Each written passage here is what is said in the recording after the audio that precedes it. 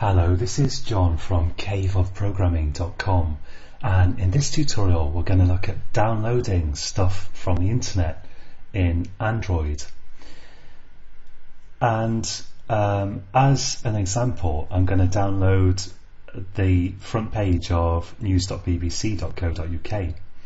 So let's take a look at that. So I'll go to news.bbc.co.uk, and this could be any website, of course.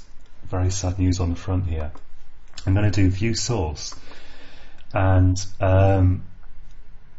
this is what the actual source of the page looks like. So this is a load of HTML and JavaScript and various other things, and the web browser program renders all this text as the actual HTML that you see on the front page.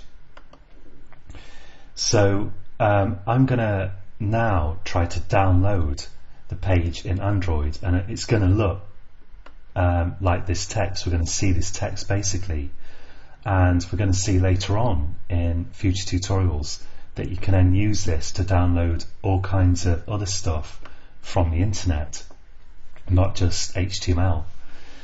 So and you can use it as part of a general mechanism of internet communication.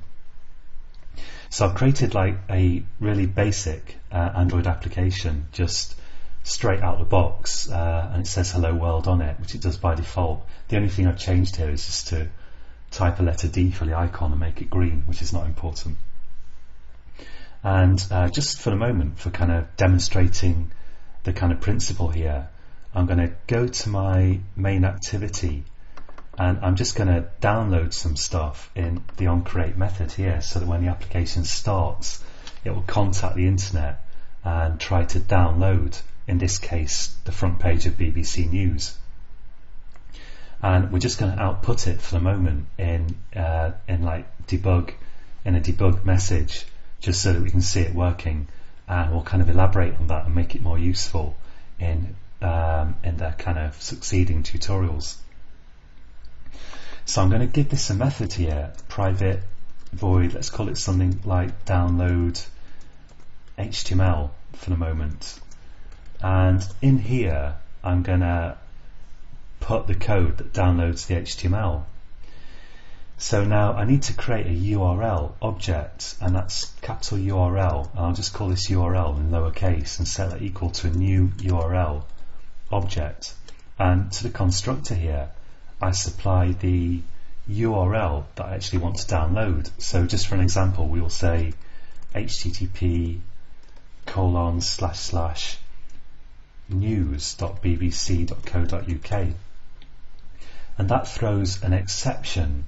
And I think what I'll do is I'll just throw exception from this method. So I'm going to add here in the header throws exception, and then any exception that any of these methods throw will just be thrown out of this method, because exception is the parent class of all exceptions.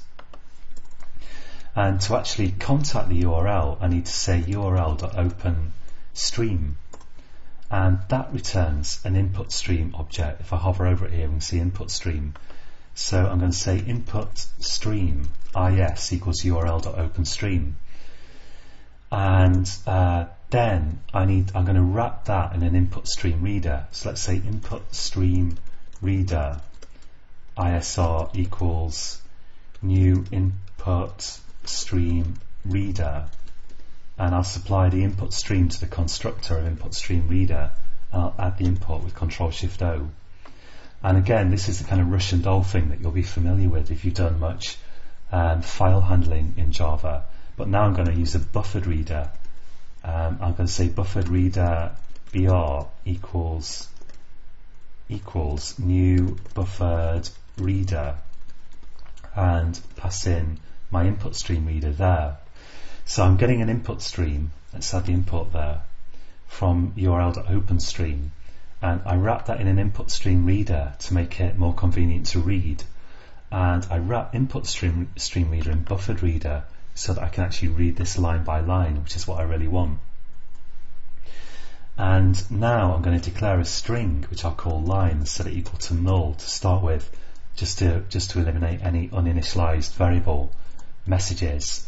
and I'm going to say while, and let's put in the brackets of while, so it's going to look like this, and then in here I'm going to say line equals buffered reader dot read line, and I'm going to wrap all that in another pair of brackets because I want to say that I'm going to continue the while loop while line is not equal to null.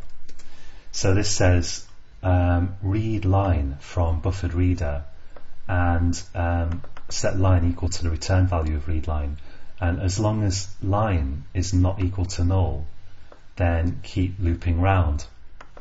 Let's just do Ctrl+Shift+F to format that a bit. And now in here I'm just going to say log.d, and I'll pass in my initials for the debug log tag JWP, and I'm going to just output line here. Now we need to run this method somewhere. Let's do Ctrl+Shift+O again and add Android util log there. I want to run this method, and for the moment I'm just going to run it from on create here just to demonstrate this working. And to do that, now if I were to try to run download HTML in here directly, I'd get an error that would say something like attempt to access network on the main thread. You don't want to access the internet on the main thread because it would lock up your user interface thread while it was contacting the internet, and Android actually prevents you from even doing that. So I need to run this in a background thread. So let's say here new async task, and that takes 3 template parameters, which I'm just going to set all to void for the moment because I don't need to do anything here other than produce some debug output just to demonstrate this working for the moment. And I'm going to open a curly parenthesis there, and this is the kind of anonymous class syntax, and then at the end there say dot execute, and I won't pass it any parameters. That's a kind of list of parameters which can just be empty, and then a semicolon. And in here, if I just click this error message, I can go to add unimplemented methods, and I'm going to now implement this do in background method. And let's get rid of the override annotation and some blank lines here to make it look a bit neater. Now I have to leave that return null in there because if you specify void with capital V for the return type, you have to have return null, and I had to use void with a capital V because you can't supply a primitive type with a lowercase v as a template parameter type here. And in here I can call my download HTML. Let's say download HTML. Now that throws an exception because I said it did, and that's because all these things throw exceptions and I didn't want to have to keep handling them. So let's just wrap this in a try catch, and again I'm just going to use debug output for the moment and just say log.d JWP, my initials there, and let's just say e.toString, exception.toString, so that we'll get a sensible error message hopefully from the exception if one of these methods in here throws an exception out of the method. Now the other things that I need to do are I need to check that my phone can access the internet, and I've checked that already, and I also, if I want this to work, I need to add the internet permission. So I'm going to go to Android manifest.xml and the permissions tab, click add, click use this permission, and in here for the name I'm going to go down, scroll down, and I'm going to select android.permission.internet, and I'll save that, and finally now I can click run. And we're not going to see anything exciting to look at, but hopefully we'll get some interesting debug output which we can then in future tutorials use as the basis of some kind of really interesting communication and more elaborate downloading. So let's go to actually I'll just wait for this to install. Okay, so it's now starting my application, and I'll go to DDMS here, and I've got this my debug output filter set up which filters on my initials JWP, which I supplied to log.d. So if I now go to that, we can see here I've got a massive load of output, and that's the stuff that we would see, that we see when we do view source on that internet page that I've downloaded. I'll just here click on scroll lock, or maybe I'm clicking it off, I'm not sure. But anyway, once I click that, I can now scroll up, and we can go way up here, and it's got a load of different lines of just impenetrable gumph basically. But the point is that it's successfully downloading that internet page, and you can use a similar principle to download anything you want. So that's it for this tutorial, and we're going to look at some more interesting stuff in the next tutorial related to communication. So join me again next time, and until then, happy coding.